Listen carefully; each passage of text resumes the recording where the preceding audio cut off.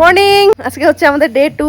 আমরা চলে যাব এখান থেকে সান্দাকফুর উদ্দেশ্যে। চেক আউট করবো হোমস্টে থেকে। আর এখন বাজে সকাল 10টা। এখন আমরা ব্রেকফাস্ট করব, ব্রেকফাস্ট করে এখান থেকে বেরোবো। তারপরে যাব হচ্ছে থাকুম ভ্যালি। অবশ্যই থাকতে হবে, ব্লগ দেখতে হবে, সবটা তোমাদের সাথে শেয়ার করব এবং জানাবে যে আজকের মানে ডে 1 এর ব্লগ দেখে তোমাদের কেমন লাগলো। আমার ইউটিউব চ্যানেলে, ফেসবুকে তোমরা কিন্তু দেখে অবশ্যই জানিও। আর দুর্দান্ত ওয়েদার, এখানে ওয়েদারের কথা কিছু বলারই নেই। সত্যি ফেব্রুয়ারি মাসে এসে যে আমরা এত সুন্দর ওয়েদারের সম্মুখীন হতে পারলাম। আমাদের টাইম ছিল ধরো 9টা, এখন 9টা পার হয়ে গেছে, 10টা বাজে। এখন আমরা ব্রেকফাস্ট করবো। আমাদের দাদা ডেকেও পাঠিয়েছে, আমাদের ব্রেকফাস্ট অলরেডি টেবিলে দিয়ে দিয়েছে। তো আমরা এখন ব্রেকফাস্ট করে এখান থেকে বেরিয়ে যাবো। মমি দিদিও বসে পড়েছে অলরেডি ব্রেকফাস্ট করতে। ব্রেকফাস্টে আমাদের আছে ওয়াই ওয়াই, এটা ওদের একটা ফেস্টিভ্যাল চলছে, লোসার ফেস্টিভ্যাল, এইটা দিয়েছে। আর এই যে আমাদের ব্রেকফাস্ট, চলো করে নি। দারুণ হয়েছে ওয়াই ওয়াইটা। হ্যাপি লোসার যেখানে আছে ওকেও দিয়েছে, দেখি একটু দেখাও। Happy Losar, happy Losar, happy Losar, happy Losar. वो घर रूम में आया है ऐसे दिले हैप्पी लोसार, हैप्पी लोसार। তো আমরা এখন এখান থেকে বেরিয়ে যাব। আমাদের ব্রেকফাস্ট কমপ্লিট। সবাই মিলে আমাদেরকে এই সুন্দর একটা কেক খাওয়া পুড়িয়ে দিয়েছে। আমাদের ফেস্টিভ্যাল আছে, হ্যাঁ গতকাল ছিল, তো তার জন্য আমাদের সব প্রসাদ আমাদেরকে দিল এবং আমরা সেটাই এনজয় করলাম বসে। এবার আমরা বেরিয়ে পড়বো আমাদের নেক্সট ডেস্টিনেশনের জন্য। তো আমরা এখন একটু জেনে নেবো এই যে আমাদের হোমস্টে দাদার থেকে তোমরা শুনে নাও এখানকার সম্বন্ধে। তো দাদা প্লিজ আসতে চাও, সব বলে দিচ্ছে দাদা। नमस्ते, मेरा नाम पेम्बा शेरपा है। मैं दावा होम स्टे का प्रोवाइडर हूँ। ये आपको तुमलिंग से थोड़ा 1 किलोमीटर तुमलिंग फाटक पे है होम स्टे। जो कोई भी अगर आना चाहते हैं, मैं आपको कांटेक्ट नंबर बोल रहा हूँ अभी। कांटेक्ट नंबर आपको 8116434907। डायरेक्ट कॉल भी कर सकते हैं और थ्रू व्हाट्सएप भी बुकिंग के लिए।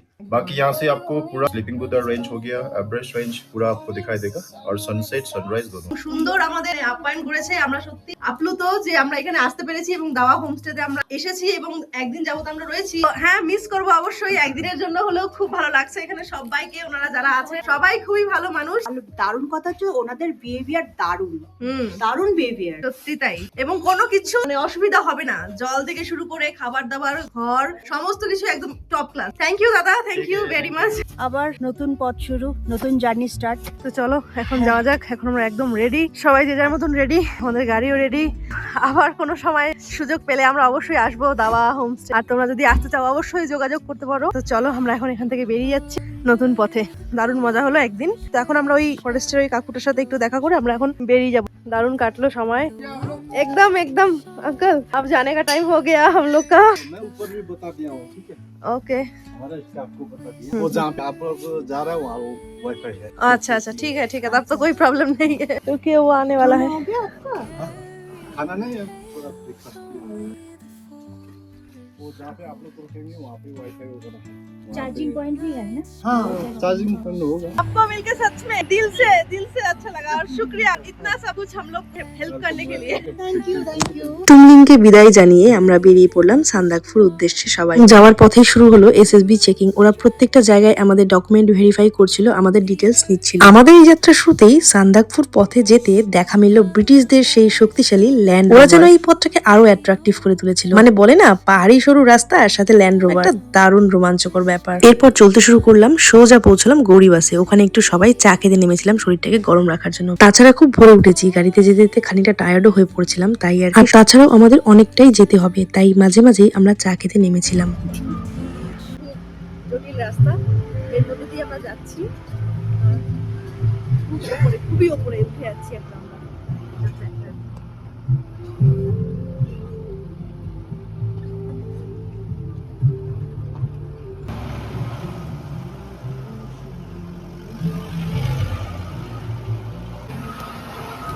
আমি চাই আমার মতো তোমরাও আমাদের এই জার্নিটা একদম দেখো এবং এই পাহাড়ি দুর্গম রাস্তাটাকে ফিল করো। সান্দাকফুর পথটা সত্যি আলাদা এক অভিজ্ঞতা। সরু পাহাড়ি রাস্তা, একের পর এক তীক্ষ্ণ গাড়ি চলার সময় চারিপাশে শোনা যায় শুধু পাহাড়ি হাওয়ার শব্দ, আর গাড়ির চাকার নিচে সেই পাথরে খসখসে আওয়াজ। আমরা যেতে যেতে প্রায় অনেকটা দূরই চলে এসেছিলাম। এরপর নাকি শুরু হবে কাঁচা রাস্তা এবং ভাঙা রাস্তা, এটা আমাদের কিন্তু ড্রাইভার দাদাই বলেছিল।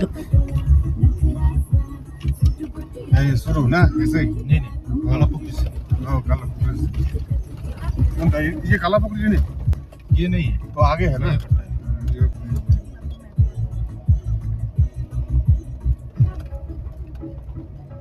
যেমনটা শুনলে এখন আমরা পার করছি কায়াকাট্টা। এখন আমরা কায়াকাট্টা হয়ে চলে যাব এর পরের স্টপেজ কালাপুকুরিতে। আর দাদা এটাই বললো যে কায়াকাট্টা না, কালাপুকুরি থেকে এই রাস্তা অত্যন্ত খারাপ হতে শুরু করবে, এবং তোমরা দেখতেই পারছো যে আমরা রীতিমতো প্রচুর উপরেই কিন্তু উঠে যাচ্ছি। গাড়ি এক একটা বাঁক নিচ্ছে আর মনে হচ্ছে যেন এক একটা অভিজ্ঞতা অর্জন করতে পারছি। আর একটা কথা তোমাদের জানিয়ে রাখি, আর কিছুদিন পর এই রাস্তাগুলি সেজে উঠবে রঙিন ফুলে। চারিদিক সবুজ, বিশেষ করে লাল আর গোলাপি রোডোডেনড্রন ফুলে সান্দাকফু পুরো পাহাড়ি পথটা যেন রঙের উৎসবে মেতে উঠবে। এবারে শুরু হলো সেই খারাপ রাস্তা, তারপর পৌঁছে যাব সেই কালাপুকুরি লেকে। আমরা আসছি একদম ওই মাথা থেকে, এখন আছি আমরা কালাপুকুরিতে, এই কালাপুকুরি লেক। ফাইনালি আমরাও পৌঁছে গেলাম কালাপুকুরিতে। অনেক দূর থেকে এসেছি, একদম ওই পাশে প্রান্ত থেকে এই পাশে এসেছি। দেখো আমাদের বাঁদিকে লেকটা দেখো। এখন আমরা নিচে নামবো। এখানে অসম্ভব সুন্দর। কেন এই জায়গাটাকে কালাপুকুরি বলা হচ্ছে সেটা দেখেই আমরা বুঝতে পারছি। চারিদিকে কালো এবং কালো, জলটাও একদম কালো। আশা করি এই জন্যই এর নাম কালাপুকুরি হবে হয়তো। না না, লেকটা সবসময় কালো, জলটা কালো থাকে, তাই জন্য এর জন্য কালো জলে কালাপুকুরি থাকে নাম। একদম। সেই জন্য জায়গাটার নাম কালাপুকুরি। আমার লেন্সের থ্রুতে তোমরা আজকে দেখো, আর এরপর তোমরা যখন আসবে নিজের চোখে সমস্তটা এসে দেখে যাবে।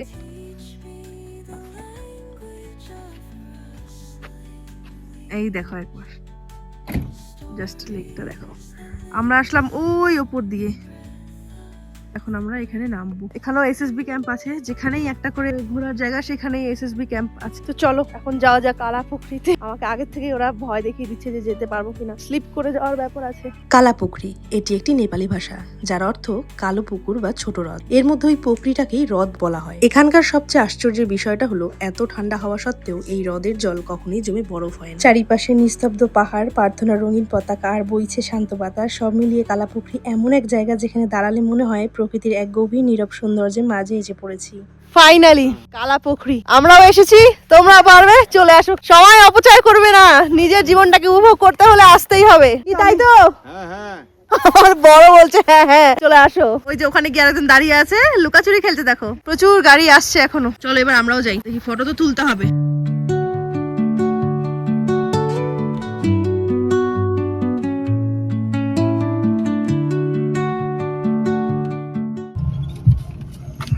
কালাপুকুরিকে বিদায় জানিয়ে আমরা ওখান থেকে বেরিয়ে পড়লাম। অবশেষে শুরু হলো সান্দাকফুর সেই কঠিন পথের যাত্রা, যার সত্যিকারের অভিজ্ঞতা আমরা অর্জন করতে চলেছি। সরু আঁকাবাঁকা রাস্তা, একদিকে গভীর খাদ, আর সামান্য ভুল মানেই হতে পারে জীবনের ঝুঁকি। তবুও এই বিপদ আর রোমাঞ্চের মাঝেই লুকিয়ে আছে সান্দাকফুর অসাধারণ সৌন্দর্য। তোমরা হয়তো দেখে বুঝতেই পারছো কতটা দুর্গম এই রাস্তা। সত্যি বলতে আমরা অনেকটা মনে সাহস নিয়ে গেছি।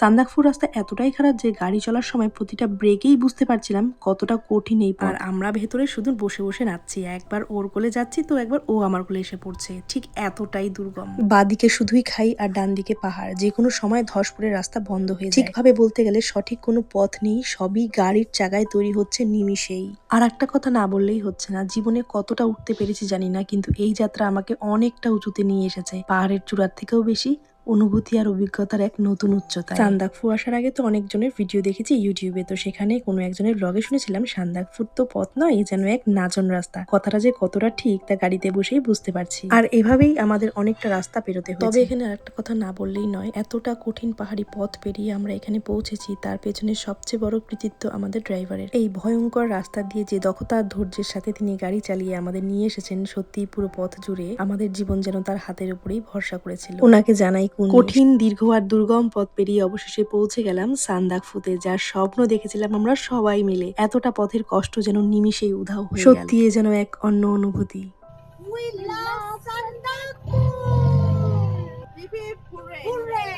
জার্নি আমাদের সার্থক। এখন যাব আমরা থাকুম ভ্যালি। এখন আমরা চলে আসছি সান্দাকপুরে। তো এখন আমরা আছি সানরাইজ হোটেলের একদম পাশেই। আর দেখো পেছনে এটার নাম হলো শেরপা সিলেট চালেট। হ্যাঁ চালেট। থাকা যাচ্ছে না একদমই। তবুও তো আমাদের অরিজিনাল জায়গাতে এখনো পৌঁছাই, তারপর কি হচ্ছে না হচ্ছে সবটাই শেয়ার করব। আমরা ওখানে বেশ কিছুক্ষণ ছিলাম, যেহেতু আমাদের যেতে হবে আরো দূরে, তাই আমরা ওখানে সাইট সিন করে ওখান থেকে বেরিয়ে পড়েছিলাম। এরপর ওখান থেকে পৌঁছলাম খুবই ফেমাস, সোশ্যাল মিডিয়াতে খুবই ট্রেন্ডিং। বলো তো কি হতে পারে? আশা করি তোমরা হয়তো দেখে গেস করতেই পারছো। আমরা চলে এসেছি আল ভিউ পয়েন্টে।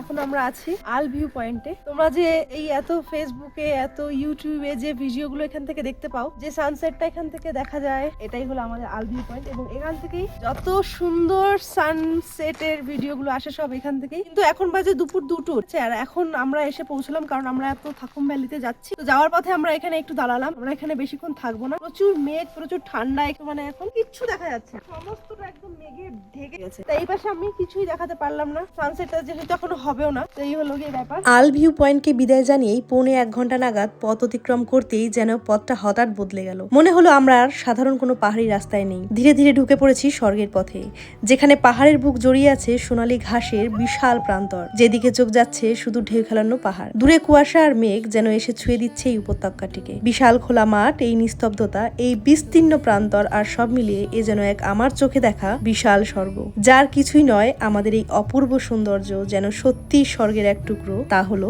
থাকুম ভ্যালি।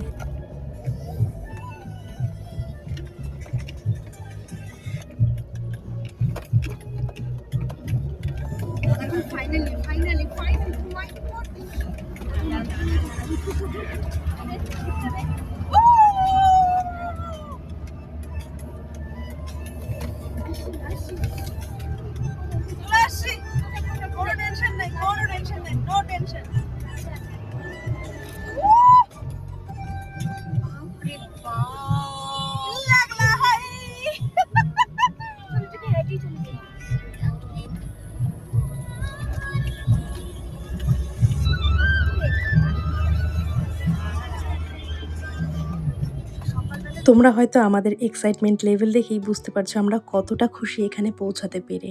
এখনো বিশ্বাস করতে পারছি না যে সত্যিই আমরা এখানে থাকবো এই অপূর্ব প্রকৃতির মাঝখানে। শুধু তাই নয়, শহরের ব্যস্ততার কোলাহল থেকে অনেক দূরে শুধু পাহাড়, মেঘ আর জনবিহীন নীরবতার সঙ্গেই থাকবো। একদিনের জন্য হলেও সব কোলাহল ভুলে এই শান্ত উপত্যকার কোলে নিজেকে খুঁজে পেতে এসেছি। আশা করবো এই ভিডিওটা দেখে তোমরা অনেক কিছুই জানতে পারলে। সত্যি এখানে না আসলে বুঝতেই পারতাম না যে প্রকৃতির কত। সময় থাকতে বলবো একবার এখানে এসে ঘুরে যেও, কথা দিচ্ছি খালি অভিজ্ঞতায় বাড়ি ফিরতে হবে না কখনো। আর কিছুক্ষণের মধ্যেই আমরা পৌঁছে যাব আমাদের গন্তব্যে। তাই বলতে চাই, যদি আমার এই ভিডিওটা ভালো লেগে থাকে বা একটু কিছু উপকার পাও এই ভিডিও থেকে, তবে একটা কমেন্ট করে জানিও, আমি অনেক খুশি হব। আর চ্যানেলটা সাবস্ক্রাইব করে দিও, আর বন্ধুদের মাঝে আমাদের এই অভিজ্ঞতাটা পৌঁছে দিও। ওই যে দূরে দেখতে পাচ্ছ নীল এবং লাল রঙের একটা ঘর, ঠিক অতটা উপর ছাড়িয়ে আরো কিছুটা উপরে চলে যাব। এই ব্লগে পৌঁছানো পর্যন্তই রাখলাম, এর পরের ব্লগে শেয়ার করব এখানে কাটানো প্রথম রাত, আর সেটা থাকবে আরো ইন্টারেস্টিং। কেউ কিন্তু দেখতে মিস করো না, কথা দিচ্ছি অনেক অজানা কিছুই জানতে পারবে।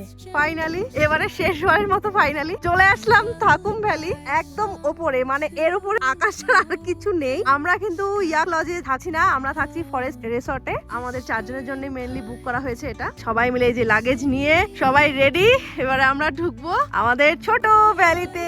চলো চলো, উফ ফাইনালি চলো তবে এবারে ভেতরে যাই, আর তার সাথে এই ফরেস্ট রিসর্টটা তোমাদের সাথে একটু শেয়ার করে নিই। এই রিসর্ট পুরোটাই কাঠের তৈরি, আর আমরা যেখানে থাকবো মানে যেই রুমটাতে, সেই রুমে একটা রুমে 4টি বেড আছে এবং সবই ওয়েল মেইনটেইনড, সাথে অ্যাটাচ বাথরুমও আছে। বাথরুমও খুবই পরিষ্কার, একদম নিট অ্যান্ড ক্লিন। যাকে এবারে আমরা একটু ফ্রেশ হই, রেস্ট করে নিই, তারপর দেখা হচ্ছে নতুন ভিডিওর সাথে।